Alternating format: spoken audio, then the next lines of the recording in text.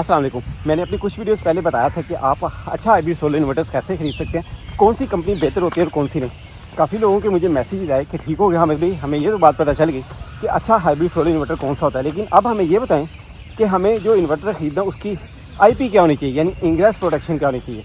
Market में आमतौर पर IP20, IP21, IP54, IP65, IP66 आपको इन्वर्टर्स मिलते हैं। तो लोग इसमें कन्फ्यूज़ रहते हैं कि हमें कौन सा इन्वर्टर खरीदना है। तो मैं उनको ये बताता चलूँ कि इन्वर्टर्स की अगर आप टेक्नोलॉजी चेक करेंगे तो वो तमाम इन्वर्टर की टेक्नोलॉजी एक ही है। अगर 6 किलोवाट का इन्वर्टर है तो IP20, 21, IP65, IP54, 66 में वो 6 किलोवाट का इन्वर्टर ही रहेगा। ऐसा हरगिज़ नहीं होगा कि उसकी पावर बढ़ जाएगी। तो सिर्फ IP इंग्रेस प्रोटेक्शन जो है वो इस चीज़ को डिसाइड करती है कि ये वाटर प्रूफ है, डस्ट प्रूफ है, या इसके अंदर जो है ना टेम्परेचर जो है वो कितना राइज़ कर सकता है, कितना नहीं। तो आपको IP इन्वर्टर्स की सिलेक्शन के लिए एक चीज़ देखनी होगी कि अगर आप किसी ऐसे इलाके में रहते हैं जिस जगह पे अच्छी खासी बारिश होती है और अच्छी खासी ह्यूमिडिटी होती है, डस्ट अच्छी खासी होती है, आपने इन्वर्टर किसी ऐसी जगह पे लगाना है जिस तरह पे आपको लगता है कि बारिश की वजह से वो डिस्टर्ब हो सकता है, डस्ट की वजह से वो ख़राब हो सकता है, तो फिर तो ठीक है कि आप IP65 इन्वर्टर ले लें, IP66 इन्वर्टर ले लें। लेकिन अगर आपने अपने किसी घर में लगाना है, शेडी एरिया में लगाना है, पोर्च में लगाना है, जिस जगह पे बारिश नहीं है, जिस जगह पे डस्ट ज़्यादा नहीं आती है, तो आप IP20, IP21 इन्वर्टर भी ले सकते हैं। दोनों इन्वर्टर्स IP20, 21 और IP65, IP54 के तमाम कंपोनेंट सेम होते हैं। डिफरेंस उनमें क्या होता है एक और भी आपको बताता चलूँ कि IP20, 21 के अंदर फैंस लगे होते हैं कि जब उस पर लोड पड़ता है, जब वो गर्म होते हैं उसके अंदर कंपोनेंट्स, तो उसके अंदर फैन चलना शुरू हो जाते हैं, जिसकी वजह से उसके कंपोनेंट्स अंदर जो है उनमें कूलिंग इफेक्ट आता है, वो उनका टेम्परेचर कम हो जाता है, उनकी एफिशिएंसी बेहतर हो जाती है। और IP65 जो इन्वर्टर होता है उसके अंदर फैंस नहीं लगे होते। अगर कोई फ़ैन लगा भी होता है तो बिल्कुल छोटा सा स्मॉल फैन लगा होता है, बाकी उसके अंदर हीट सिंक्स लगे होते हैं। उसका वज़न IP21 से तकरीबन 2 से 3 गुना ज़्यादा होता है, जिसकी वजह से उसके अंदर हीट डिसिपेशन अच्छी हो जाती है। बाकी अंदर कंपोनेंट्स बिल्कुल एक जैसे होते हैं, शेप्स का फ़र्क ज़रूर होता है कि IP65 की शेप ऐसे बनाई जाती है कि उसके अंदर पानी किसी भी तरह से अंदर ना जा सके।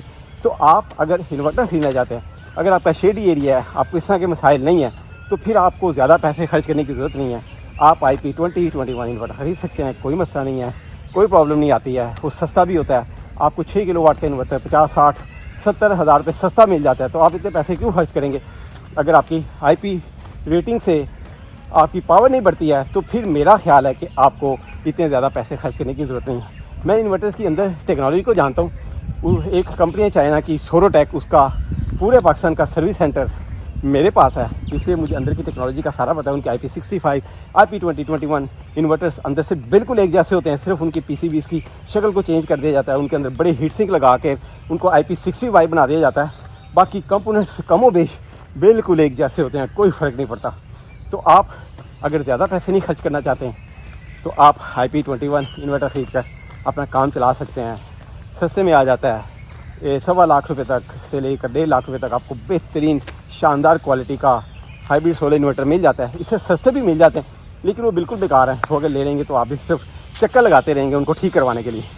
तो IP21, IP54, IP20, IP65, IP66 में से सबसे बेहतरीन और सस्ता इन्वर्टर अच्छी कंपनी का, वोल्टॉनिक्स का, सोरोटेक का, अगर आप इन्वर्टर ख़रीदना चाहते हैं तो नीचे डिस्क्रिप्शन में मैं एक नंबर दे दूँगा, आप उनसे वो इन्वर्टर ख़रीद सकते हैं। ना ही मुनासिब कीमत पे आपको इन्वर्टर मिलेगा, और सबसे इंपॉर्टेंट चीज़ ये है कि आपको आफ्टर सेल सर्विसेज भी बड़ी शानदार मिलेगी। नेक्स्ट वीडियो तक मुझे इजाज़त दीजिएगा। अल्लाह हाफिज़।